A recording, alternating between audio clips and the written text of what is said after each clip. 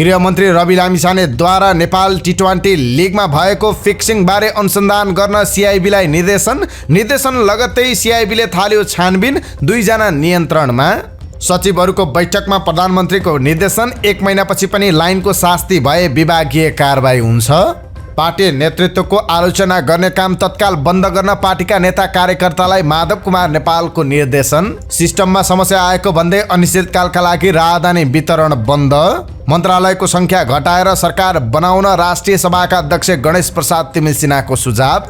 विदेशबाट ल्याइने मोबाइल कानुन नै स्पष्ट छैन, प्रधानमन्त्रीद्वारा फेरि निर्देशन। नेपाल सरकारले स्वदेशी उत्पादनमा वृद्धि गरी दिगो विकासमा ध्यान दिनुपर्ने वामदेव गौतमको भनाई। 1 महिनाभित्र सडकका खाल्डा खुल्डी पूर्ण, भौतिक पूर्वाधार तथा यातायात मन्त्री नारायण काजी श्रेष्ठको निर्देशन। अदालतबाट पुनर्बहालीको पत्र लिएर जङ्गी अड्डा पुगेका जर्नेल सैनिक प्रहरीको हिरासतमा। कोरोना विरुद्धको बुस्टर डोजको तत्काल प्रबन्ध गर्न स्वास्थ्य मन्त्रालयलाई निर्देशन। देशका विद्यमान समस्याहरू समाधानका लागि राष्ट्रिय सहमतिको सरकार बनाउनु पर्ने कांग्रेस वरिष्ठ नेता रामचन्द्र पौडेलको भनाई।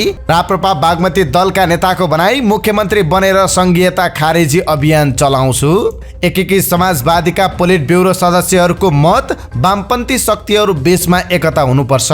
युद्धग्रस्त मुलुक युक्रेनबाट 1 वर्षमा नेपाल आए 1018 जना पर्यटक। गौतम बुद्ध अन्तर्राष्ट्रिय विमानस्थल, आफ्नै देशको विमानस्थल चलाउन भारतको अनुमति लिनुपर्ने बाध्यता कसरी आइलाग्यो, यो सम्बन्धी विशेष जानकारी आजको समाचारमा हेर्नुहोस्। स्थानीय तहले शून्य लागतमा मौसमी कामदार विदेश पठाउने बाटो खुल्यो। रुस र युक्रेन युद्ध उत्कर्षमा युक्रेनको आक्रमणमा परि 63 जना रुसी सेनाको मृत्यु। र स्वास्थ्य सम्बन्धी जानकारीमा आज हरेक घरले भोग्नु परेको समस्या, बालबालिका लामो समयसम्म मोबाइलको स्क्रिनमा रहँदा उनीहरूलाई पर्ने असर के हो, यसबाट कसरी छुटकारा पाउने, यो सम्बन्धी जानकारी सहित देश विदेशका 35 महत्त्वपूर्ण खबर संक्षिप्त रूपमा लिएर आएका छौँ। हाम्रो भिडियो सामग्री अन्तिमसम्म हेर्नुहोला। नमस्कार, इन्साइड नेपाल न्यूजमा यहाँहरू सम्पूर्णलाई हार्दिक स्वागत छ। म सुजन पौडेल। आज मिति 2079 साल पुष महिनाको 20 गते बुधबार, इस्वी सम्वत 2022 जनवरी 4 तारिक। दर्शक वृन्द, सदाका दिन जस्तै आज पनि हामी देश दुनियाँको ताजा अनि महत्त्वपूर्ण खबर अपडेट सहित तपाईमाझ उपस्थित भएका छौँ। तपाईले हाम्रो न्यूज बुलेटिन कहाँबाट हेर्दै हुनुहुन्छ, कृपया आफ्नो गाउँ ठाउँको नाम तलको कमेन्ट बक्समा लेखिदिनु होला। दैनिक रूपमा सत्य अनि तथ्य खबर अपडेटका लागि हाम्रो यस युट्युब च्यानललाई सब्स्क्राइब गर्न नबिर्सिनु होला। साथै तपाईलाई हामीले प्रस्तुत गरेको सामग्री मन परेको छ भने कृपया हाम्रो भिडियो सामग्रीमा एउटा लाइक अवश्य गरिदिनु होला। आजको समाचार सुरुवात गरौँ। नेपाल टी20 लिग बारे अनुसन्धान गर्न गृहमन्त्री रवि लामिछानेको निर्देशन सम्बन्धी प्रसङ्गबाट। नेपाल क्रिकेट सङ्घ क्यानको आयोजना तथा विवादित भारतीय कम्पनी 73 स्पोर्ट्सको सञ्चालनमा जारी फ्रेन्चाइज क्रिकेट प्रतियोगिता नेपाल टी20 लिगमा देखिएको विवादबारे गृह मन्त्रालयले चासो देखाएको छ। 9 पुसदेखि त्रिवी मैदानमा सुरु भएको प्रतियोगितामा खुलेआम सट्टेबाजी, सम्भावित म्याच फिक्सिङ र श्रम स्वीकृति बिना विदेशी खेलाडीलाई खेलाइएको बारे अनुसन्धान गर्न गृहमन्त्री रवि लामिछानेले प्रहरी मुख्यालयलाई निर्देशन दिनुभएको छ। गृहमन्त्रीको सचिवालय स्रोतका अनुसार मन्त्री लामिछाने आफैले प्रतियोगिताबारे सार्वजनिक भइरहेको तथ्यमा चासो राख्दै मङ्गलबार नेपाल प्रहरीको केन्द्रीय अनुसन्धान ब्युरो सिआइबी मार्फत अनुसन्धानका लागि निर्देशन दिनुभएको हो। मन्त्रालयको निर्देशन अनुसार सिआइबीले मङ्गलबारदेखि नै आफ्नो जिम्मेवारी सुरु गरिसकेको छ। सट्टेबाजी घरहरू सञ्चालन गर्ने समेतको उद्देश्यबाट स्थापित संस्था 73लाई नेपालको प्रतिष्ठित आधिकारिक क्रिकेट प्रतियोगिता सञ्चालनको अधिकार दिने क्यानको निर्णय सुरुदेखि नै विवादमा मुछिएको थियो। नेपाल खेलकुद परिषद राखेपको स्वीकृति बिना नै पहिलो दिनदेखि प्रतियोगितामा विदेशी खेलाडी खेलिरहेका छन्। 2 टिममा त विदेशी खेलाडीले कप्तानी समेत गरेका छन्। उनीहरूको श्रम स्वीकृतिको प्रक्रिया राखेपबाट अगाडि बढेको छैन।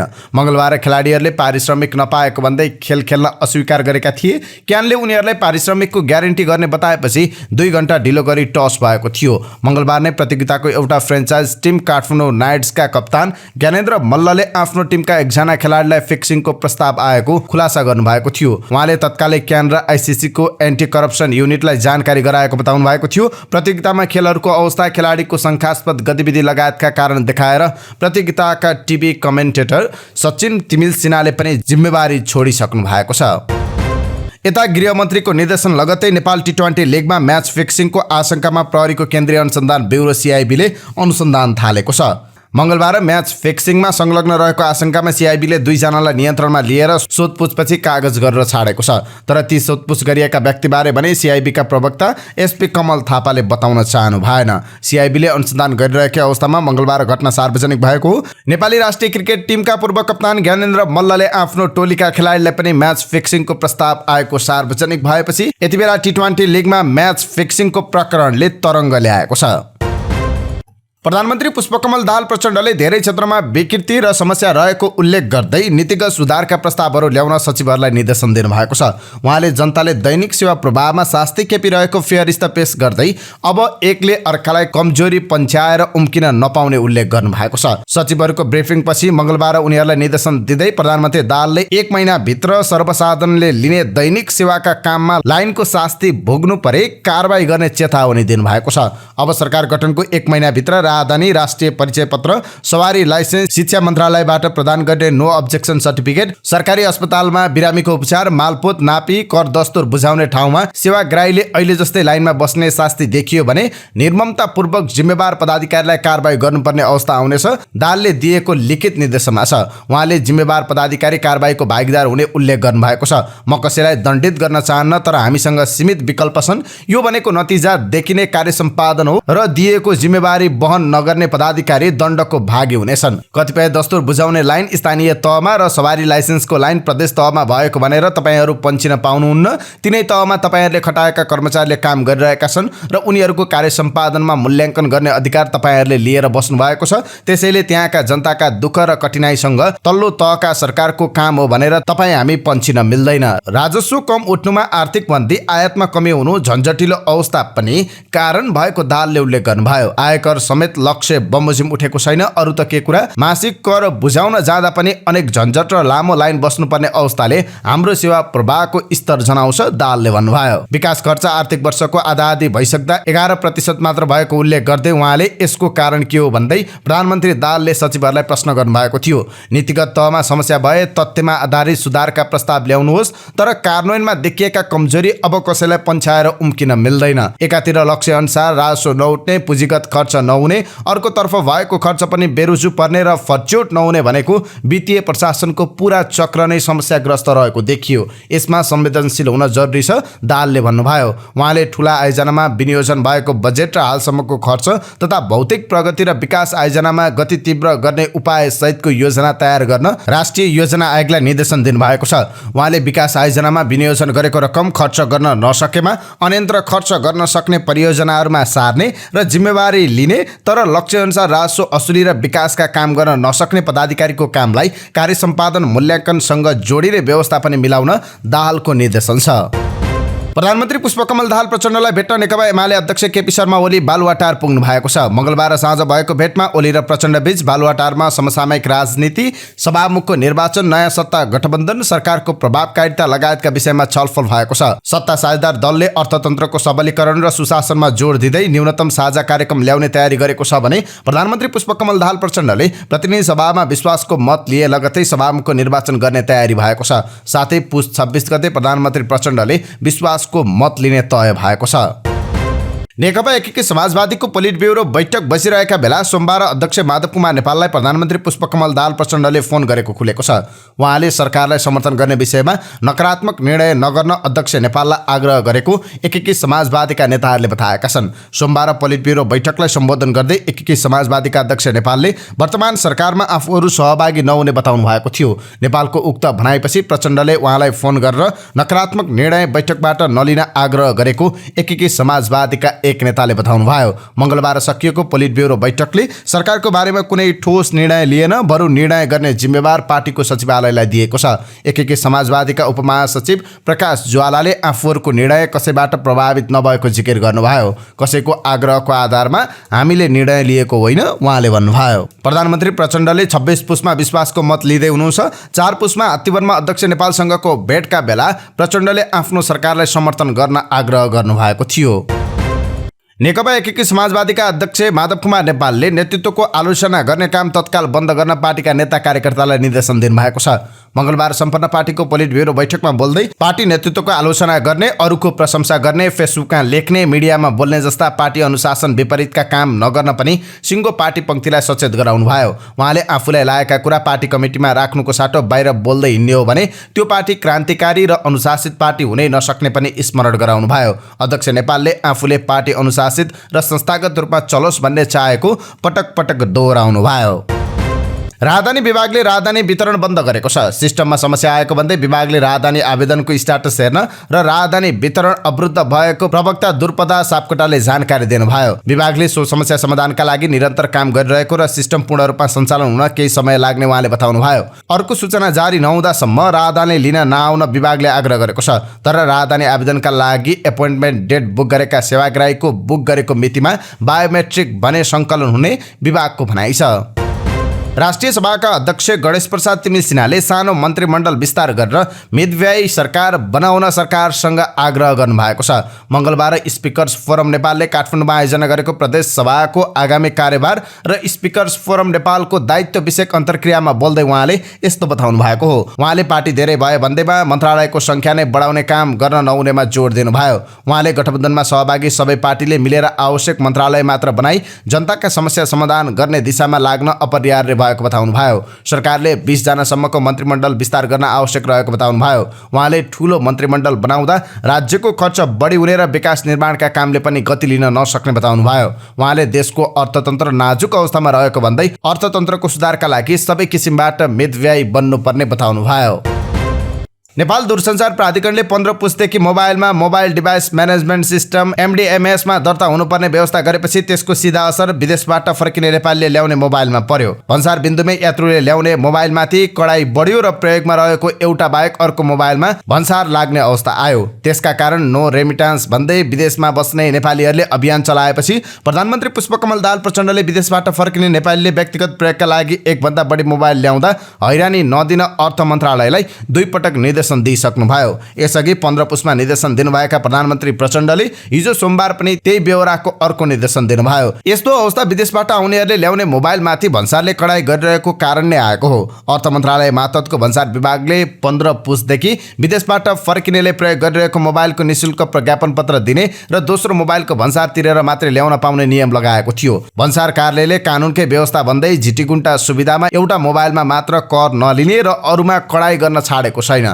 त्यसैले प्रधानमन्त्रीको निर्देशन समेत पालना नभएको भन्दै सरकारको तीव्र आलोचना भएको थियो। तर भन्सारका कर्मचारीहरू झिटिगुन्टा सुविधा सम्बन्धी राजपत्रमा प्रकाशित सूचना देखाएर सोधिरहेका छन्, हामीलाई कानुनले नै एउटा भन्दा बढी मोबाइल ल्याएमा भन्सार तिराउने गरी प्रबन्ध गरेको छ भने कसरी मौखिक आदेशका भरमा अतिरिक्त मोबाइल छोड्न सक्छौं?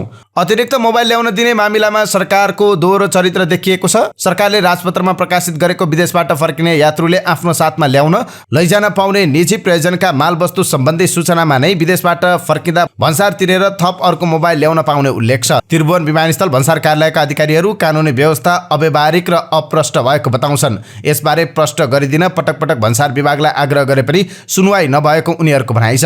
भन्सार विभागका अधिकारीहरू भने व्यावहारिकता हेरेर विदेशबाट फर्किनेलाई एउटा नयाँ मोबाइल ल्याउन दिइरहेको बताउँछन्। तर विमानस्थल भन्सारका कर्मचारीहरूले सबै यात्रुलाई एकनासको व्यवहार नगरेको गुनासो आएको छ। विदेशबाट फर्किने कतिपयले आफूले प्रयोग गरिरहेको बाहेक दोस्रो मोबाइल ल्याउँदा भन्सार छुट पाउँदा कतिपयले भने भन्सार तिर्न परिरहेको छ। त्रिभुवन विमानस्थल भन्सार कार्यालयका एक अधिकारी अहिले पनि यात्रुले बोकेको दोस्रो मोबाइल व्यावहारिकताका आधारमा छोड्ने गरेको बताउँछन्। भन्सार अधिकारीहरूलाई कतिपय अवस्थामा सो विवेकीय निर्णय गर्ने अधिकार हुने भन्दै उनले त्यसकै आधारमा प्रयोग भइरहेको बाहेकको एउटा मोबाइल भन्सार नलिने गरेको दाबी गरे। तर विदेशमै PR भएकाहरूले पनि नेपाली नागरिकले पाइरहेको सुविधा दाबी गर्ने गरेकाले समस्या भएको उनको दाबी छ। सरकारले वैदेशिक रोजगारीमा रहेकाहरूलाई मोबाइल ल्याउन विशेष सुविधा दिनुपर्ने ठानेको छ, तर झिटिगुन्टा बारेको सूचनाले स्पष्ट व्यवस्था गरेको छैन, जसका कारण विदेशमा घुम्न गएका, अध्ययन गर्न गएका विद्यार्थी र गैर आवासीय नेपालीहरूले पनि समान सुविधा पाइरहेका छन्। सरकारले कानुनबाटै कसले के सुविधा पाउने र नपाउने भन्ने स्पष्ट पार्न नसक्दा थप अन्यल भएको भन्सार अधिकृतहरू बताउँछन्।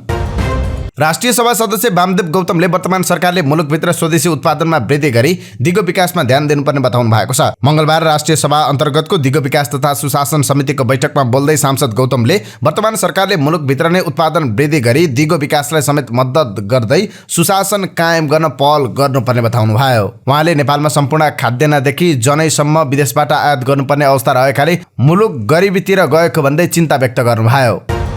प्रधानमन्त्री पुष्पकमल दाहाल प्रचण्डले संघीय निजामती ऐन आगामी संसदमा पेश गर्ने गरी तयारी गर्न संघीय मामिला तथा प्रशासन मन्त्रालयलाई निर्देशन दिनुभएको छ। मंगलबार प्रधानमन्त्री तथा मन्त्रीपरिषद कार्यालयमा सचिवहरूको कुरा सुनिसकेपछि प्रधानमन्त्री प्रचण्डले आगामी संसदमा संघीय निजामती ऐन पेश गर्ने तयारी गर्न निर्देशन दिनुभएको छ। उपप्रधान भौतिक पूर्वाधार तथा यातायात मन्त्री नारायण काजी श्रेष्ठले सडकहरूको खाल्डो पूर्ण उपत्यकाभित्र 15 दिन र उपत्यका बाहिर 1 महिनाभित्र सम्पन्न गर्न निर्देशन दिनुभएको छ। मन्त्रालयमा आयोजित सडक विभागको ब्रिफिङ कार्यक्रममा उपप्रधानमन्त्री श्रेष्ठले भन्नुभयो, निर्धारित समयमा गुणस्तरीय पूर्वाधार निर्माण गर्नुको विकल्प छैन। यसको लागि राजनीतिक र कर्मचारीले सुशासन कायम गर्न आत्मआलोचना सहित शून्य सहनशीलताको नीति अवलम्बन गर्न अपरिहार्य रहेकोमा उपप्रधानमन्त्री श्रेष्ठको जोड रहेको छ।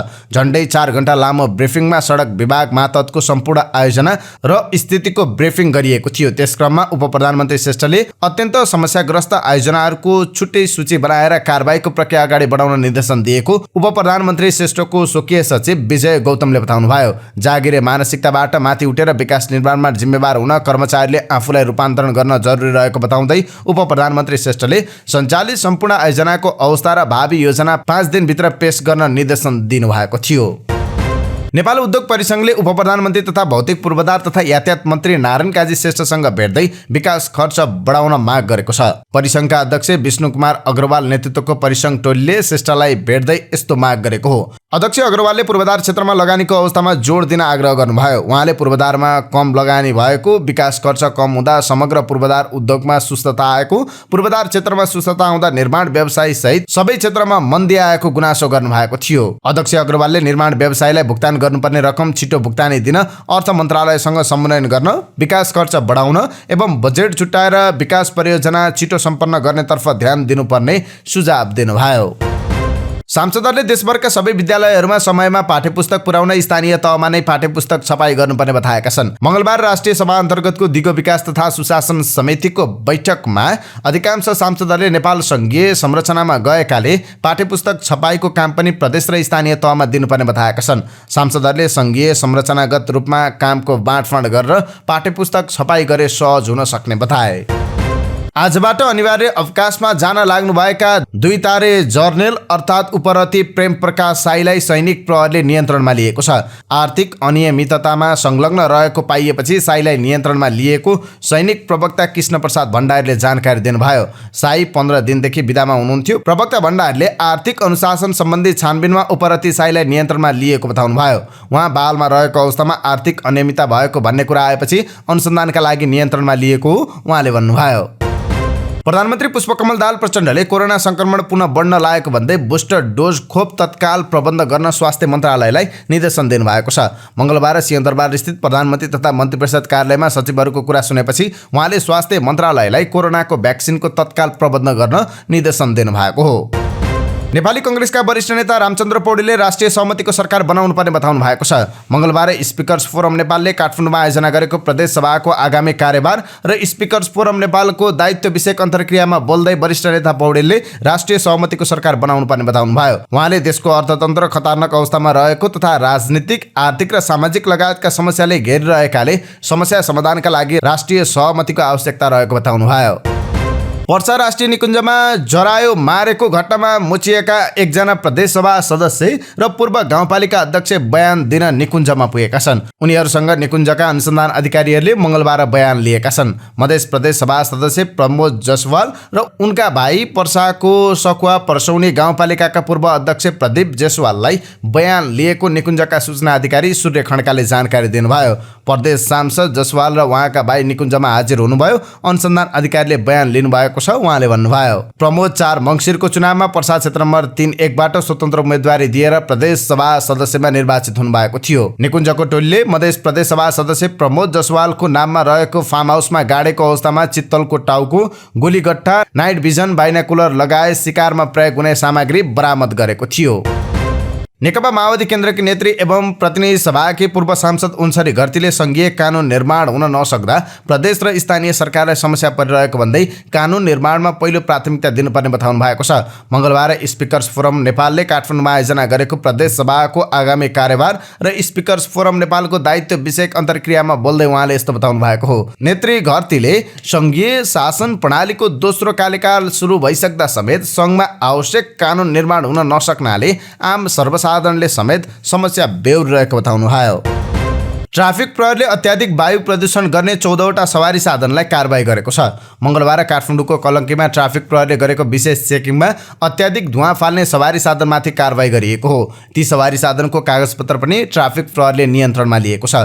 बबरमहल स्थित वातावरण विभाग तथा काठमाडौँ उपत्यका ट्राफिक प्रहरी कार्यालयबाट संयुक्त रूपमा खटिएको तालिमप्राप्त दक्ष प्राविधिक सहितको टोलीले कलङ्कीमा 43वटा सवारी साधनलाई चेक गर्दा 14वटा अत्याधिक कालो धुवाँ फाल्ने सवारी साधन भेटिएको थियो। सवारी साधन मर्मत पश्चात तोकिएको जरिवाना तिरे मात्रै नियन्त्रणमा लिएका कागजपत्र फिर्ता दिइने उपत्यका ट्राफिक प्रहरी कार्यालय रामशाह पथका प्रवक्ता एवं प्रहरी वरिष्ठ उपरीक्षक राजेन्द्र भट्टले जानकारी दिनुभयो। साथै अत्याधिक धुवाँ फाल्ने सवारी साधन चलाउँदा वायु प्रदूषण हुनुका साथै दुर्घटनाको जोखिम भएकाले सवारी साधनको अवस्था चेक जाँच गरेर दुरुस्त अवस्थामा मात्र चलाउन ट्राफिक प्रहरीले अपील गरेको छ। गण्डकी प्रदेशका युवा तथा खेलकुद मन्त्री राजीव गुरुङ दीपक मनाङ्गे एमाले माओवादी नेतृत्वको सत्ता गठबन्धनमा जाने संकेत गर्नुभएको छ। मनाङबाट स्वतन्त्र उम्मेदवारी दिएर सर्वसम्मत निर्वाचित मन्त्री मनाङ्गेले संसद विघटन हुन नदिन गठबन्धनमा रहन सक्ने बताउनु भएको हो। गण्डकीका नवनिर्वाचित सांसदको पहिलो बैठक बसे पश्चात सोमबार सेतोपाटी.com प्रतिक्रिया दिँदै उहाँले नयाँ गठबन्धनमा बसेर संसद जोगाउने पक्षमा आफू रहेको बताउनुभयो। पहिला पनि म संसद विघटन नहोस् भनेर कांग्रेस माओवादीको गठबन्धनमा गएको थिएँ। उहाँले भन्नुभयो अहिले पनि संसद जोगाउन मेरो आवश्यकता परे त्यसै गर्छु। गण्डकीमा एमालेका 22 जना सांसद छन् भने माओवादीका 8 जना, सत्ता गठबन्धनमा रहेको राप्रपाको 2 जना सांसद मिलाएर गण्डकीमा बहुमत पुर्याउने गठबन्धनको तयारी छ। प्रमुख प्रतिपक्ष दलमा पुगेको नेपाली कांग्रेसको भने 27 जना सांसद छन्। 60 सदस्य रहेको गण्डकी प्रदेश सभामा एमाले माओवादी राप्रपा गठबन्धन गर्दा सरकार बनाउन आवश्यक बहुमत 32 सिट पुग्छ।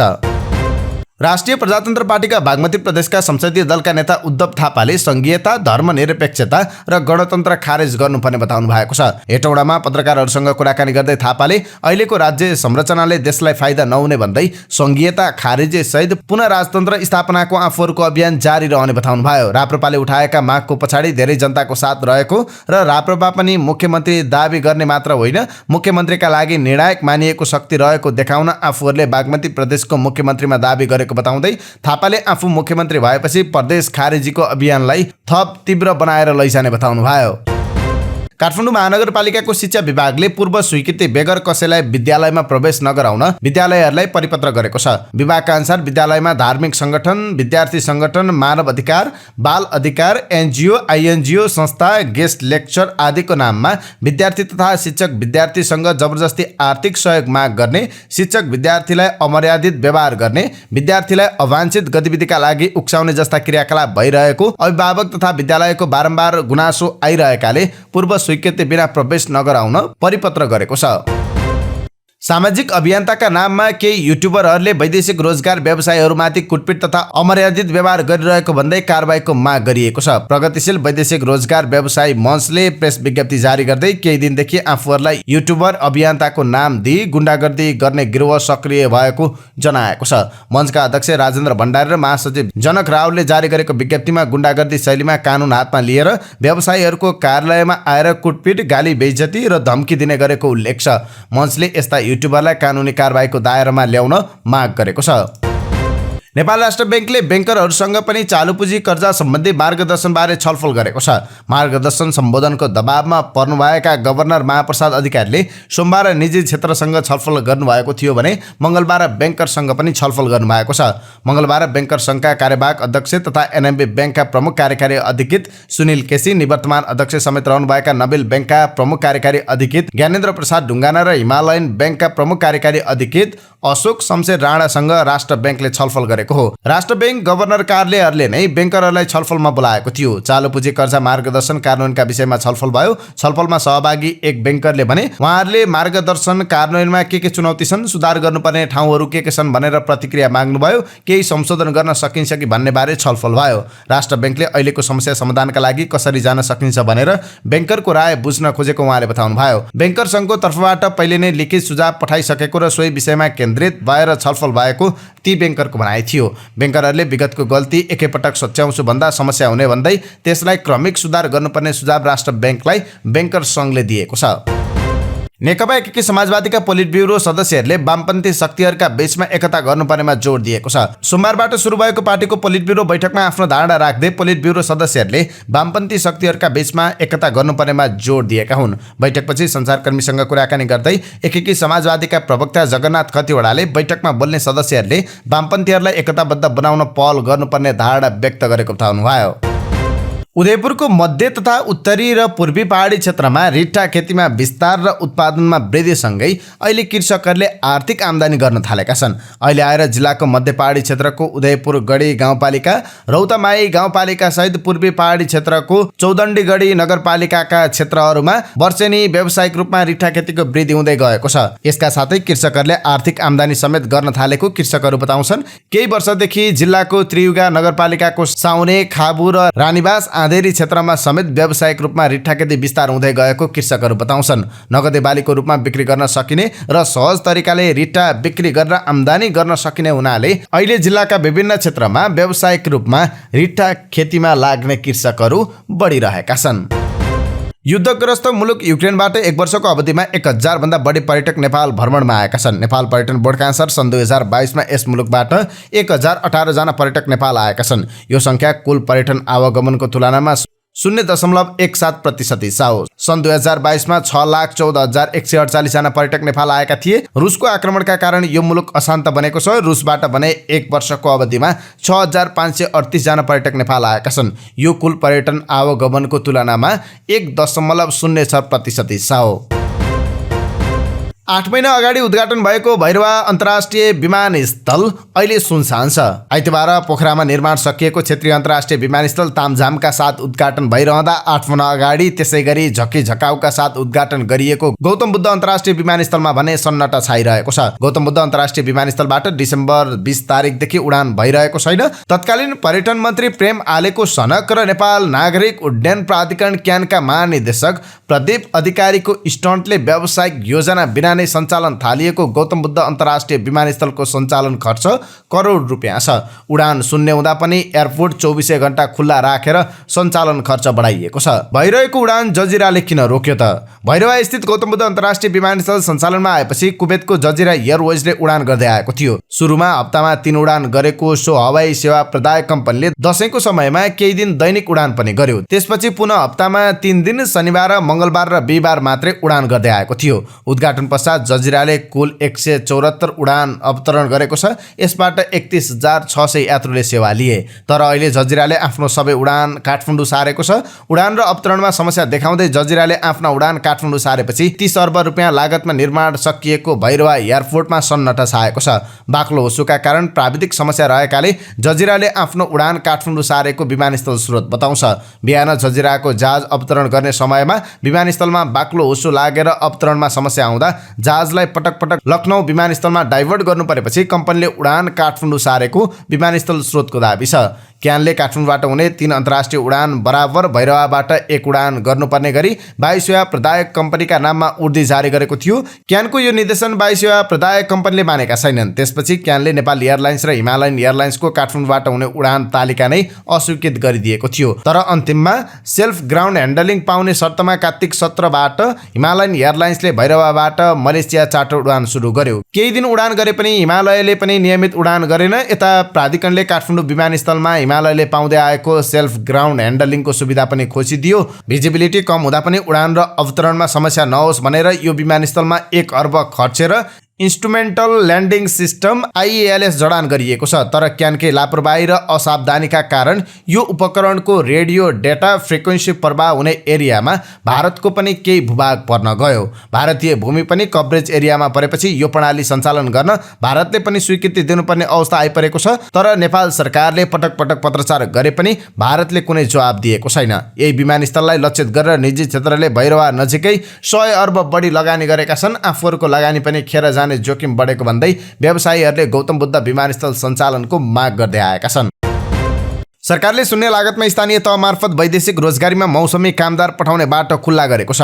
मौसमी कामदार व्यवस्थापन निर्देशिका 2079 स्वीकृत भएसँगै स्थानीय तह मार्फत वैदेशिक रोजगारीमा मौसमी कामदार पठाउने बाटो खुलेको हो। श्रम रोजगार तथा सामाजिक सुरक्षा मन्त्रालयले वैदेशिक रोजगारीका गन्तव्य मुलुकमा प्राप्त हुन सक्ने मौसमी प्रकृतिका छोटो अवधिको वैदेशिक रोजगारीलाई सुरक्षित, कम खर्चिलो, मर्यादित र व्यवस्थित बनाउन निर्देशिका ल्याएको छ। तत्कालीन श्रम रोजगार तथा सामाजिक सुरक्षा मन्त्री शेरबहादुर कुँवरको पहलमा पुस 3 गते बसेको मन्त्रीपरिषद बैठकले उक्त निर्देशिका स्वीकृत गरेको थियो। निर्देशिका स्वीकृत भएसँगै मन्त्रालयले संघीय मामिला तथा सामान्य प्रशासन मन्त्रालय मार्फत 753 वटै स्थानीय तहलाई कार्यान्वयन गर्न परिपत्र गरेको छ। अब के अन्तर्राष्ट्रिय प्रसङ्ग संक्षिप्त रूपमा। इरानमा सरकार विरोधी प्रदर्शनमा सहभागी भएको आरोपमा थप 2 जना किशोरीलाई मृत्युदण्ड दिएको छ। मुस्लिम ड्रेस कोड पालना नगरेको आरोपमा एक युवतीको हिरासतमा मृत्यु भएपछि गत सेप्टेम्बरदेखि जारी प्रदर्शनमा सहभागीहरूलाई कारबाही गर्ने क्रममा थप 2 जना किशोरीलाई मृत्युदण्डको सजाय दिएको हो। यसअघि 2 जना युवालाई मृत्युदण्ड दिएको थियो। मृत्युदण्ड दिएका किशोरीहरूको परिचय खुलाइएको छैन। नर्वे स्थित इरानी मानवाधिकार संस्थाले इरानमा करिब 100 जनालाई मृत्युदण्डको सजाय दिने सम्भावना रहेको जनाएको छ। एउटा नेपालभित्रकै खेल सम्बन्धी प्रसङ्ग। 22औं संस्करणको आहारा पोखरा गोल्ड कपमा भुटानी youth sports club America semi फाइनलमा प्रवेश गरेको छ। प्रतियोगिताको सर्वाधिक सफल टोली मनाङ मर्साङदीलाई पोखरा रङ्गशालामा भएको खेलमा 1-0 ले हराउँदै भुटानी क्लब सेमी फाइनलमा पुगेको हो। भुटानी क्लबका लागि एकमात्र गोल प्रवीण बस्नेतले गरे। उनले खेलको 17औं मिनेटमा गोल गरेका थिए। 6 पटकको विजेता मनाङ भने पहिलो खेलबाटै बाहिरिएको छ। भुटानी क्लबले भने फाइनल प्रवेशका लागि चर्च बॉयज युनाइटेडसँग खेल्नेछ। आर्थिक अनुशासन कायम गर्न सक्दा टाट पल्टिएको श्रीलङ्काको अर्थतन्त्रमा पर्यटन क्षेत्रले उल्लेख्य योगदान गरेको छ। 7 लाख भन्दा बढी अन्तर्राष्ट्रिय पर्यटकले टापु राष्ट्रको भ्रमण गरेका छन्। विदेशी मुद्रा अर्जनको प्रमुख स्रोत पर्यटन क्षेत्रमा भएको यो सुधार अघिल्लो महिनाको तुलनामा अधिक भएको पर्यटन विकास प्राधिकरणले बताएको छ। गत महिना 92,000 पर्यटकले श्रीलङ्का भ्रमण गरेका थिए भने सन् 2022 मा 6,78,392 जना पर्यटक श्रीलङ्का भित्रिएका थिए। कोभिड-19 महामारीसँगै आर्थिक एवं राजनीतिक सङ्कटले जड्किएको देशको अर्थतन्त्रलाई उठाउन गठित वर्तमान सरकारले आगामी वर्ष 15 लाख र अर्को वर्ष 30 लाख पर्यटक भित्राउने लक्ष्य लिएको प्राधिकरणले जनाएको छ। रुसले नयाँ वर्षको पूर्व सन्ध्यामा युक्रेनको दोनेस्क क्षेत्रमा रहेको अस्थायी ब्यारेकमा गरेको रकेट आक्रमणमा 63 जना रुसी सेनाको मृत्यु भएको छ। रुसी मन्त्रालयले एक विज्ञप्ति जारी गर्दै युक्रेनी सेनाले अमेरिकाले आपूर्ति गरेको हमास रकेट प्रणाली प्रयोग गरेर गरिएको आक्रमणमा आफ्ना 63 सैनिकको मृत्यु भएको जनाएको छ।